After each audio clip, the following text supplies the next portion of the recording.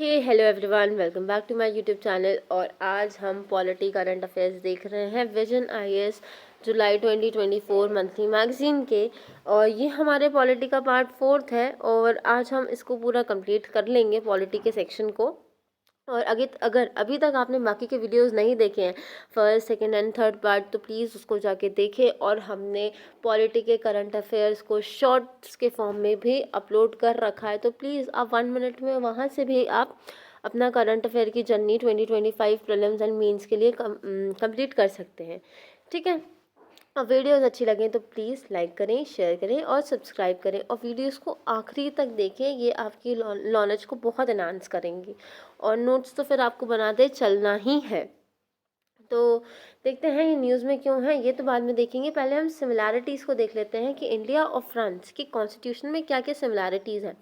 देखो, जो हमारा कॉन्स्टिट्यूशन है इंडिया का, वो एक फ्रीडम फाइट के बाद बना था, है ना। एक रिवॉल्यूशन लाया था हमने। ऐसे ही फ्रांस जो है वो एक रिपब्लिक बनता है, इंडिया भी एक रिपब्लिक है। रिपब्लिक आप जानते हैं, जो हेड ऑफ द स्टेट होता है, जो कंट्री का हेड होता है, वो इलेक्टेड रहता है, ना कि हेरिडेटरी। तो फ्रांस में भी इलेक्टेड है और हमारे यहाँ भी इलेक्टेड है। तो पहले क्या था, फ्रांस में भी मोनार्की थी, फिर फ्रेंच रिवॉल्यूशन आता है, वहाँ से फिर वो लोग उसको रिपब्लिक बना लेते हैं। अब इंडिया जो था वो भी फ्रेंच रिवॉल्यूशन से इंस्पायर्ड था।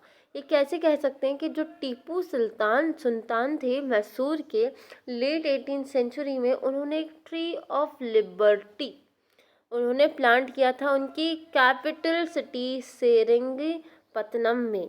और वहाँ पे उन्होंने अपने आप को सिटीजन टीपू कहा। तब से फ्रांस जो है, जब से वो रिपब्लिक बना है, जब से फ्रांस ने ना 5 कॉन्स्टिट्यूशन अडॉप्ट कर चुके हैं। लकीली हमने ऐसा कुछ भी नहीं किया है, हमारा ओरिजिनल कॉन्स्टिट्यूशन ही चलता आ रहा है, बस उसमें अमेंडमेंट होता रहता है। ठीक है, तो भाई अभी जो करंट उसका कॉन्स्टिट्यूशन है वो अडॉप्ट किया गया था 1958 में, है ना। इंडिया के कॉन्स्टिट्यूशन के 7-8 साल बाद। फिर हम देखते हैं कि पहला उन्होंने पहले रिपब्लिक कब आई थी, 1793 में, फ्रेंच रेवोल्यूशन के बाद। फिर उन्होंने कॉन्स्टिट्यूशन 1848 में, थर्ड 1875 में, और फोर्थ 1946 में, और फिफ्थ जो अभी करंट कॉन्स्टिट्यूशन है वो 1978 का चला आ रहा है। फ्रांस का भी कॉन्स्टिट्यूशन रिटर्न है इंडिया की तरह ही, और वो भी जो आइडियल्स है, लिबर्टी, इक्वालिटी, फ्रेटर्निटी, है ना, जो कि फ्रेंच रिवॉल्यूशन की थीम थी। आपने देखा होगा ये वर्ड्स जो है ना हमारे कॉन्स्टिट्यूशन में, लिबर्टी, इक्वालिटी, फ्रेटर्निटी, ये हमने पूरा का पूरा फ्रांस से ले रखा है। और फ्रांस में कहाँ से आया, फ्रेंच रिवॉल्यूशन से। ठीक है, तो ये एक सिमिलैरिटी है। और दोनों ही कंट्रीज़ में पॉपुलर सुवरानिटी है, स्व एकता है, जहाँ पे सिटीजन्स जो है यूनिवर्सल एडल्ट फ्रेंचाइज जो है वो इन्जॉय करते हैं। आई होप आप यूनिवर्सल एडल्ट फ्रेंचाइज को जानते होंगे कि जहाँ पे हर एक सिटीज़न को वोट करने का अधिकार है एक पर्टिकुलर एज के बाद। अब ये आप हमें कमेंट्स में बताएंगे कि इंडिया के कॉन्स्टिट्यूशन में यूनिवर्सल एडल्ट फ्रेंचाइज कौन से आर्टिकल में मेंशन किया गया है। दोनों ही कंट्रीज़ जो हैं उनके पास बाय कैमरल पार्लियामेंट है, मतलब एक अपर हाउस जिसको हमारे इधर राज्यसभा कहते हैं और एक लोअर हाउस जिसको हम लोकसभा कहते हैं। ठीक है, फ्रांस में जो मेंबर ऑफ लोअर हाउस है उसको हम नेशनल असेंबली कहते हैं। वो डायरेक्ट यूनिवर्सल सफरेज के लिए आते हैं 5 ईयर्स के लिए। देखो, हमारे यहाँ भी लोअर हाउस लोकसभा में डायरेक्ट यूनिवर्सल सफरेज से आते हैं और 5 साल के लिए ही आते हैं। और जो अपर सेनेट है वो इलेक्ट की जाती है इनडायरेक्ट यूनिवर्सल सफरेज से। और हमारे यहाँ भी देखो, राज्यसभा के लिए हम लोग वोट नहीं करते, इनडायरेक्टली वो लोग वोट होके आते हैं, जो एमएलए रहते हैं वो लोग वोट करते हैं। और वो हर 3 साल में रिन्यू होती है हाफ। अब आप बताएंगे कि हमारे यहाँ कितने साल में होता है ये। ठीक है, और फ्रांस के कॉन्स्टिट्यूशन में इंडिया के कॉन्स्टिट्यूशन की तरह ही इमरजेंसी का प्रोविज़न है। ठीक, तो ये तो हो गई सिमिलैरिटीज़ की, इमरजेंसी भी है, बाई कैमरल है, लोअर हाउस जो है वो यूनिवर्सल एडल्ट सफरेज से डायरेक्टली इलेक्ट होके आता है, और अपर हाउस जो है वो इनडायरेक्टली आता है। ठीक है, रिटन कॉन्स्टिट्यूशन है जो कि बेस्ड है ideals of liberty, equality and fraternity से। ठीक, और हमने भी उससे इंस्पिरेशन ले रखी थी। ये तो हो गई सिमिलैरिटीज़ के बारे में। अब क्या कंट्रास्टिंग फीचर्स हैं ये देख लेते हैं। हमारे यहाँ क्या है, इंडिया में जो पॉपुलर सोवरेनिटी का जो मैकेनिज्म है एक्सप्रेस करने का, वो है कि आप लोग जो है वो अपना नेता चुनते हैं एमएलएज एमपी के तौर पर, और फिर जो एमएलएज एमपीज हैं वो लोग पॉलिसी फ्रेमवर्क करेंगे, है ना, या पॉपुलर पॉलिसीज़ लाएंगे। लेकिन फ्रांस में ऐसा है, वो अपनी सोवरेनिटी रिप्रेजेंटेटिव की तरह तो करते ही हैं, की तरह से करते ही हैं, लेकिन through the means of referendum. Referendum मतलब आप समझते होंगे याय और नाय, है ना, कि मान लीजिए एक पॉलिसी लानी है हमारे यहाँ, कोई भी एक एग्जाम्पल ले लीजिए कि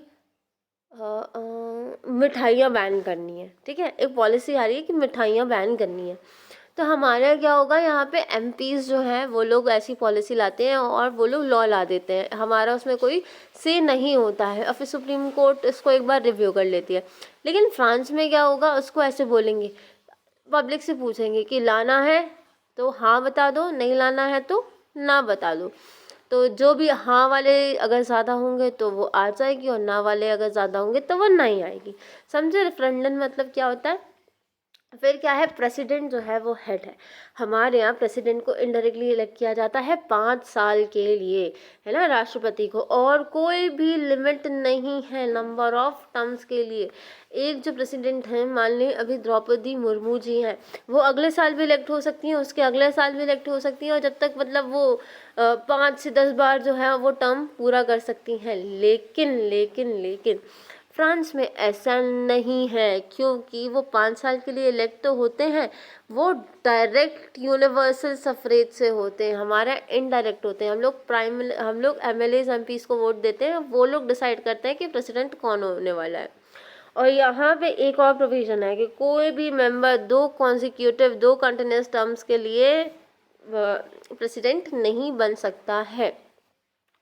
ऐसा कुछ अगर आपको याद आ रहा हो, यूएसए में भी ऐसा प्रोविज़न है। फिर है सिस्टम ऑफ गवर्नमेंट। हमारे यहाँ पार्लियामेंट्री फॉर्म ऑफ गवर्नमेंट है, ठीक है, जहाँ पे फेडरल स्ट्रक्चर फॉलो करते हैं और कुछ कुछ यूनिटरी फीचर्स भी हैं। पर वहाँ पे सेमी प्रेसिडेंशियल सिस्टम है। हमारे यहाँ पार्लियामेंट्री फॉर्म ऑफ समझते हैं आप लोग कि जो एग्जीक्यूटिव है, मतलब बहुत सारे उसके फीचर्स होते हैं पार्लियामेंट्री के, लेकिन मैं आपको थोड़ा सा बता देती हूँ कि जो एग्जीक्यूटिव है वो ही लेजिस्लेचर का पार्ट, वो भी लेजिस्लेचर का पार्ट होते हैं। मतलब जो कैबिनेट है वो आपने देखा होगा, वो लोकसभा राज्यसभा ऐसे ही तो चुनी जाती है, लेकिन यहाँ पे सेमी प्रेसिडेंशियल सिस्टम है ना, जहाँ पे बोथ सिस्टम फीचर्स। प्रेसिडेंट जो है वो भी यूनिवर्सल डायरेक्ट सफरेज से आ रहा है, प्राइम मिनिस्टर जो है वो भी उससे ही आ रहा है। लेकिन प्रेसिडेंट के पास भी बहुत सारी सब्सटेंशियल पावर्स होती हैं। हमारे यहाँ तो आपने देखा होगा, प्रेसिडेंट जो है वो एक रबर स्टैम्प की तरह भी कहा जाता है कि बस वो तो एक नॉमिनल हेड है, बाकी असली काम किसके हाथ में होता है, प्राइम मिनिस्टर के हाथ में होता है। ठीक, एक मिनट, आपको नॉइज़ आ रहा होगा बैकग्राउंड में बहुत सारा, एक मिनट। अब नहीं आएगी आवाज़, I have change my place. फिर हम देखते हैं prime minister is the head of the government. जो हमारा कॉन्स्टिट्यूशन है इंडिया का, the constitution provides for council of minister. Constitution ही बोलता है कि काउंसिल ऑफ मिनिस्टर होने चाहिए, जिसका हेड कौन होगा, प्राइम मिनिस्टर, और वो जो है वो प्रेसिडेंट को एड एंड एडवाइस करेंगे, है ना। पूरी की पूरी बात क्या स्ट्रेंथ होगी, रोल्स होंगी, रिस्पॉन्सिबिलिटी होंगी काउंसिल ऑफ मिनिस्टर्स की, वो कॉन्स्टिट्यूशन में प्रोवाइड की गई है हमारे। लेकिन फ्रांस में ऐसी कुछ बातें नहीं है, क्योंकि प्रेसिडेंट जो है वो अपॉइंट करते हैं प्राइम मिनिस्टर को, ठीक है। हमारे यहाँ भी करते हैं, लेकिन हमारे यहाँ क्या होता है, प्राइम जो लार्जेस्ट पार्टी जीत जाती है उसके हेड को फिर वो डिसाइड करती है कि हमारी तरफ से तो ये प्राइम मिनिस्टर बनेंगे। तो प्रेसिडेंट उसको थोड़ा सा बोल देता है, हाँ ठीक है ये बन जाएंगे। तो प्रेसिडेंट कहते हैं प्राइम मिनिस्टर को अपॉइंट, और जो मेंबर हैं गवर्नमेंट के वो प्राइम मिनिस्टर के रिकमेंडेशन पे बनाए जाते हैं। थोड़ा सा सिमिलर आपको लग रहा होगा, लेकिन ये है नहीं है। और जो काम है, कॉम्पिटेंस है, रिस्पॉन्सिबिलिटी और टास्क है हर एक मिनिस्टर का, वो फिक्स्ड नहीं है, वो प्राइम मिनिस्टर और प्रेसिडेंट डिटरमाइन करते हैं। हमारे यहाँ क्या स्ट्रेंथ होगी, रोल्स और रिस्पॉन्सिबिलिटी है काउंसिल ऑफ मिनिस्टर की, ओथ क्या लेंगे, ये सब चीज़ें कॉन्स्टिट्यूशन में दे रखी है। फिर जो जस्टिस सिस्टम है हमारे यहाँ इंटीग्रेटेड है ना। ऐसा नहीं है कि स्टेट्स के लिए अलग है। एक हमारे ऊपर एक सुप्रीम जुडिशल सिस्टम है, जहाँ पे सुप्रीम कोर्ट है, फिर उसके नीचे हाई कोर्ट और सबॉर्डिनेट कोर्ट्स हैं, और वो एक दूसरे से इंटीग्रेटेड है कि भाई अगर हाई कोर्ट से बात नहीं बन रही है तो केस जो है वो सुप्रीम कोर्ट के पास जा सकता है। और तो और हमारे पास अपीलेट सिस्टम भी है। लेकिन जुडिशल अथॉरिटी फ्रांस में वो डिस्टिंक्ट एंटिटीज़ में डिवाइड की गई हैं, लीगल जुरिसडिक्शन और एडमिनिस्ट्रेटिव जुरिसडिक्शन। जहाँ पर लीगल जुरिसडिक्शन में इंडिविजुअल कोई दो आम नागरिकों के बीच में झगड़ा लड़ाई हो रही है तो वो देखा जाएगा। लेकिन एडमिनिस्ट्रेटिव जुरिसडिक्शन में देखेंगे कि अगर कोई पब्लिक अथॉरिटी और सिटीजन के बीच में लड़ाई हो रखी है या फिर कोई भी इशू है वो देखा जाएगा। ठीक है।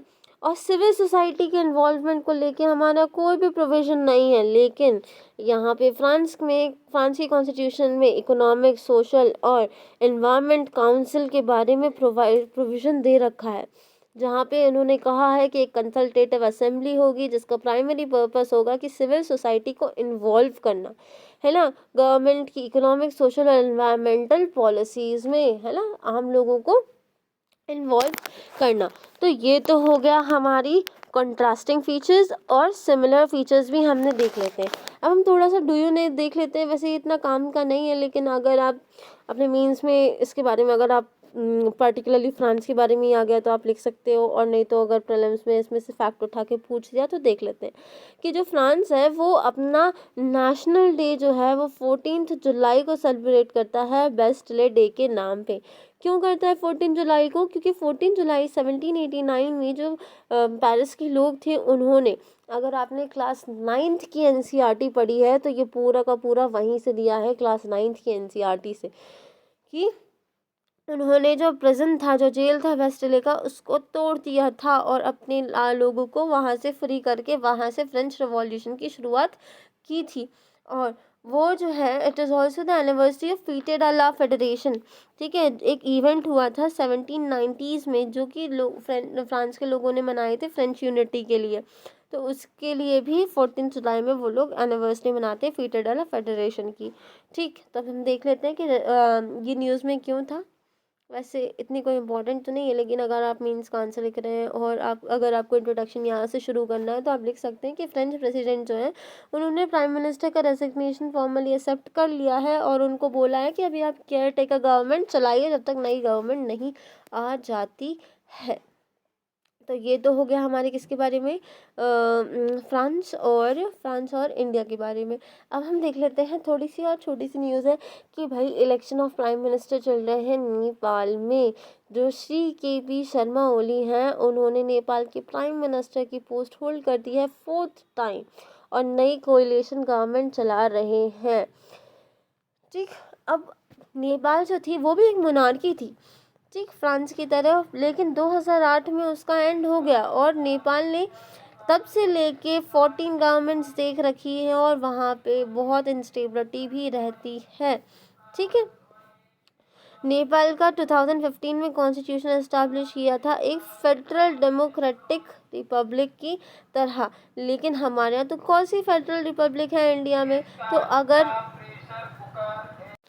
सॉरी फॉर द डिस्टर्बेंस, हाँ, तो अगर कभी कंट्रास्ट करने के लिए आए नेपाल और इंडिया की कॉन्स्टिट्यूशन को, तो देखना हमारे यहाँ कौन सी फेडरल रिपब्लिक है इंडिया का, और वहाँ पर 2015 में नेपाल का फेडरल डेमोक्रेटिक रिपब्लिक है।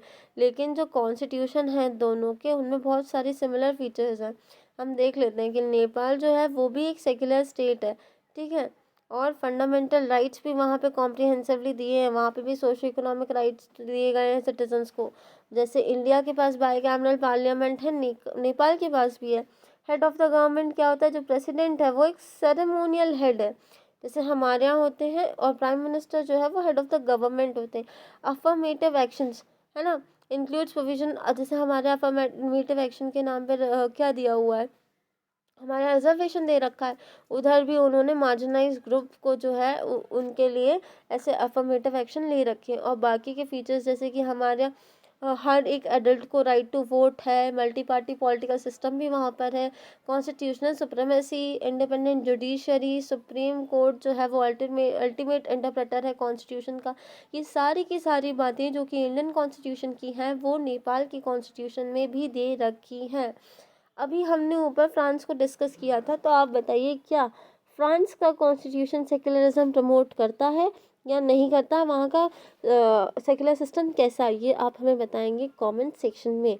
और अगर अगर अभी तक आप पूरी वीडियो देख रहे हैं तो आप मतलब very much congratulations to you, क्योंकि बहुत सारे लोग नहीं देखते हैं, दे जस्ट इग्नोर थिंग्स, है ना, और फिर बाद में परेशान होते हैं वो।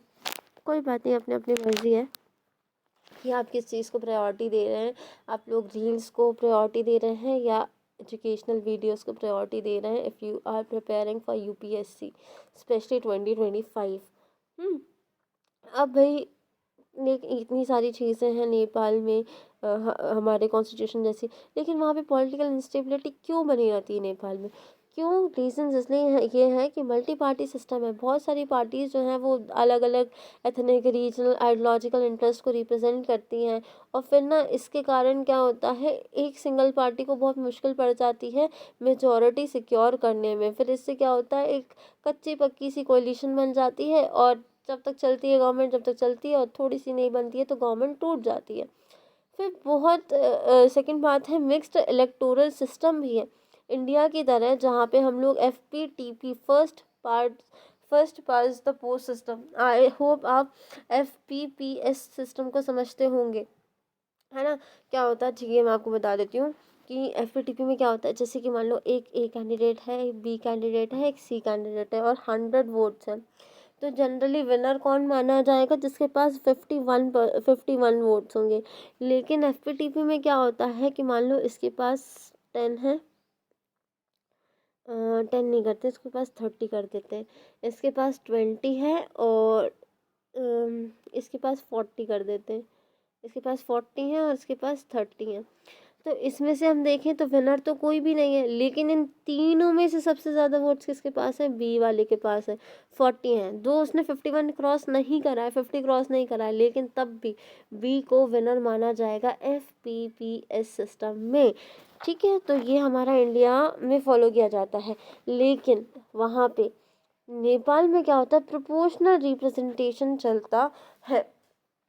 ठीक है, तो proportional PR not only ensures, इससे ब्रॉडर रिप्रेजेंटेशन तो होता है, इंक्लूसिविटी तो होती है, ठीक है, लेकिन यहाँ पे स्मॉलर पार्टीज़ का प्रोलिफरेशन भी होता है, बहुत छोटी छोटी पार्टीज़ शामिल हो जाती हैं, और वो बहुत सारी, देखो आपने एक कहावत सुनी होगी, too many cooks spoil the dish. जब बहुत छोटी छोटी पार्टी रिप्रेजेंटेशन हो जाती है तो किसी एक की चल ही नहीं पाती है, तू मैं होने लगती है। इससे काउंसिल ऑफ मिनिस्टर को पोस्ट वगैरह हैंडल कराने में बहुत मुश्किल होती है, और अल्टीमेटली जो कोalition है वो फेल कर जाता है, और ऐसे इंस्टेबिलिटी गवर्नमेंट में बढ़ जाती है। तो ये था नेपाल के बारे में, जहाँ पे हमने सिमिलैरिटीज़ डिफरेंसेस देख लिया, क्या रीजंस हैं नेपाल में पॉलिटिकल इंस्टेबिलिटी को लेकर। ठीक है, अगर मेंस में क्वेश्चन आता है तो अब आई होप आप बहुत अच्छे से इसको आंसर कर पाएंगे, और आपको सोचने की ज़रूरत भी नहीं पड़ेगी, क्योंकि आपने इतना समझ लिया है। और हो सकता है कि इसमें से प्रॉब्लम्स में भी क्वेश्चन बन जाए कि इंडिया की तरह नेपाल भी FPPS सिस्टम को फॉलो करता है, सेक्युलर है, या कोई भी एक ऐसा पॉइंट उठा के वो बोल देगा, तो आपको मालूम होगा कि हाँ, क्या चीज़ नेपाल फॉलो करता है इंडिया की तरह, क्या चीज़ फॉलो नहीं करता है। और सिमिलर क्वेश्चन फ्रांस के लाइन पे भी बन सकता है प्रॉब्लम्स में, तो आपको वहाँ पे भी पता होगा कि क्या फ्रांस फॉलो करता है और क्या फॉलो नहीं करता है। ठीक है, तो यहाँ पर हमारा पॉलिटी जुलाई 2024 विजन IAS मंथली मैगजीन का पॉलिटी का सेक्शन कंप्लीट हो चुका है। अब आप बोलेंगी कि नहीं मैम, न्यूज़ एंड शॉर्ट भी बचा है, तो काफ़ी सारी चीज़ें जो है न्यूज़ एंड शॉर्ट की वो I have discussed in shorts format, है ना, और जो रह गई हैं उसको आई विल डिस्कस मिसलेनियस करके एक पार्ट हम अपलोड कर देंगे अभी शाम तक, तो वहाँ पे हम डिस्कस कर लेंगे, और ऐसे करके हमारी पॉलिटी का सेक्शन जुलाई 2024 का ख़त्म हो गया है। और कल से हम इंटरनेशनल रिलेशंस शुरू कर देंगे, और वो भी 1-2 दिन में हम पूरा कंप्लीट कर देंगे। ऐसे धीरे धीरे करके हमारी करंट अफेयर्स पूरे हम लोग विजन IAS से कंप्लीट करते चलेंगे, और ये जो ऑथेंटिक सोर्स है उससे हमें बहुत सारा कॉन्फिडेंस भी आएगा जब हमारा प्रीलिम्स और मेंस पास में होगा, है ना। फिर आपको PT 365 और PT हाँ, और मेंस 365 के पीछे नहीं भागना पड़ेगा जब एग्ज़ाम्स बिल्कुल पीक पर होंगे। ठीक है, तो आई होप आप लोगों को वीडियो अच्छी लगी होगी और आपने अभी तक चैनल प्लीज़ सब्सक्राइब भी कर दिया होगा और वीडियोस को लाइक भी कर दिया होगा। Thank you, this was all for today, will meet you in the next video which I will post sooner. Okay, ठीक, बाय।